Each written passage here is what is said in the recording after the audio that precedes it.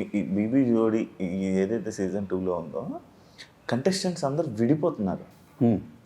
ఇప్పుడు నైని సాయిని వదిలి వెళ్ళిపోవడం కానీ, లేకపోతే చైతుని కీర్తి వదిలేసి వెళ్ళిపోవడం, ఇలా ఇవి చాలా జరుగుతున్నాయి కదా. ఎందువల్ల కారణాలు ఏమన్నా మీకు నాకు తెలుసా? నిజంగా సాటర్డే ఎపిసోడ్ గురించి అస్సలు తెలియదు శివ. నాకు ఆ రీజన్స్ కూడా తెలియదు. అండ్ నీకు తెలుసు మనం ప్రాక్టీస్లో ఇరుక్కుంటే అసలు టైం కూడా ఉండదు మాట్లాడేంత. సో వాళ్ళ పర్సనల్ ప్రాబ్లమ్స్ ఏంటి అనేది నాకు తెలియదు. Keerthi is mentally is not well అని చెప్పేసి ఆ అమ్మాయి స్టేజ్ మీద చెప్పింది. శ్రీజ వచ్చింది, they are doing good I think so. And after that వాళ్ళు ఇంకా చైతుకి ఏంటి అంటే టైం దొరకట్లేదు, బికాస్ తనకి వేరే వర్క్స్ కూడా ఉన్నాయి కాబట్టి టైం దొరక్క తను వర్కౌట్ అయ్యాడు. అంతేనా? నాకు తెలిసినంత వరకు అయితే అంతే, బట్ వేరే రీజన్స్ అయితే నాకు తెలియదు.